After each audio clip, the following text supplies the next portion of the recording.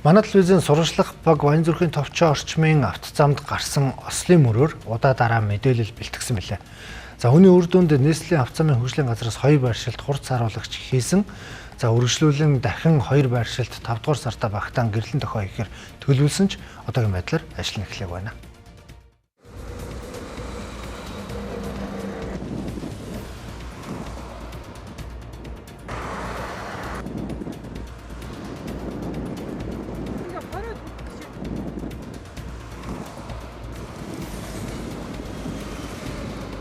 Үнэхээр шууд гэрээгээр ч юм уу хийж болохоор байна. Арчилтын компанид нь үүргүүг нэмэлт зарлууд нэг хийж болохоор байл.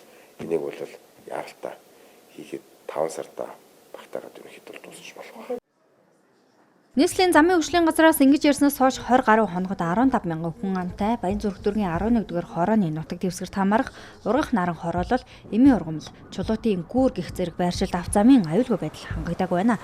Тухайлбал чулуутын гүүр гих газарт 20 орчим айл сууршдаг, тухайн хэсгийн автозамын аюулгүй байдал хангагдаагүй стандартын бус гарц гаргаад 1 жил гаруй хугацаа өнгөрчээ.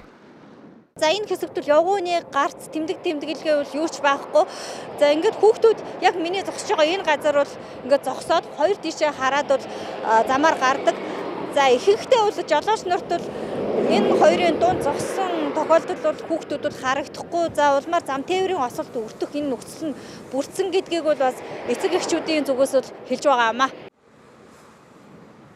Замын энэ голын энэ ногоон дээр зогсоод үсрээл гараад янз бүр.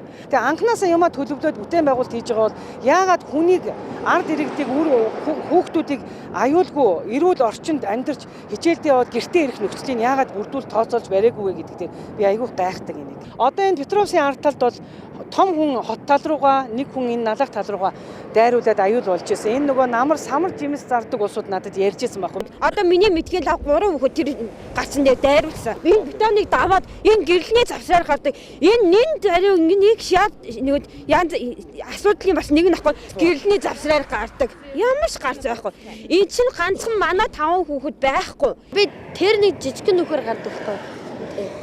Тэрээр ингээд гарзангууд ингээд машин энэ төр дайрцгаад эвгүй байдаг. Намайг зам унлаа гаргахад ингээд машин тэр зам тавьж өгдөг. Налахаас улаастай хүртэл үргэлжлэх энэхүү автозам нь анханасаа зураг төслийн алдаатай баригдсан гэдгийг хүндлэнгийн мэргэжилтнүүд хэлдэг.